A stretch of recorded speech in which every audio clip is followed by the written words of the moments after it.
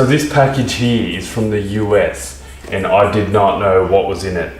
So I've had to open it before opening it for you guys. It's something really damn exciting and it was sent to me from the US from a shop called Outback Photo.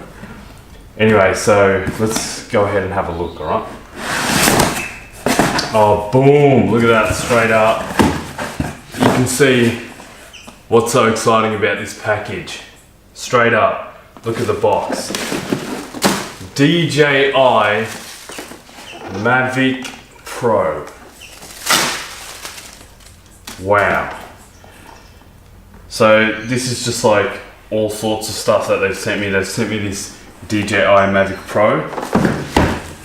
These are 2 empty boxes, but they did contain 2 extra flight batteries, making 3 batteries in total. And if you have a look at this, they've sent this awesome charger, which I think is native to DJI, which can charge 2 batteries at a time, and there are the 2 extra batteries. That's quite exciting. They sent me an SD card, some kind of charging cord USB thingy-majiggy, a lens cloth, and they sent me a special customizable backpack that you can use to carry the DJI Mavic Pro. This is damn exciting because if you guys didn't know,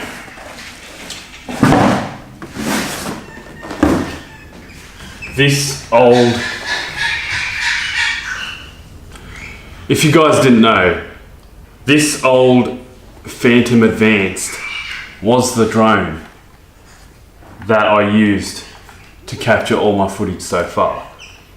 It served me well, but it's quite inferior now. It records in 2.7K at 30 frames per second maximum.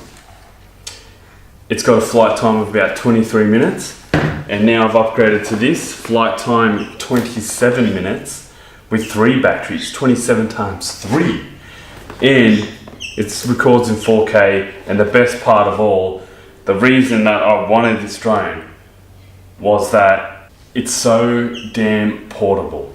Let's have a look at the goodness inside.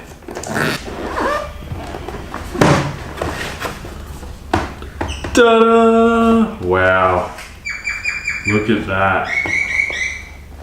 Oh, so nice, eh? Oh my god, it's so freaking tiny. Look at that size difference.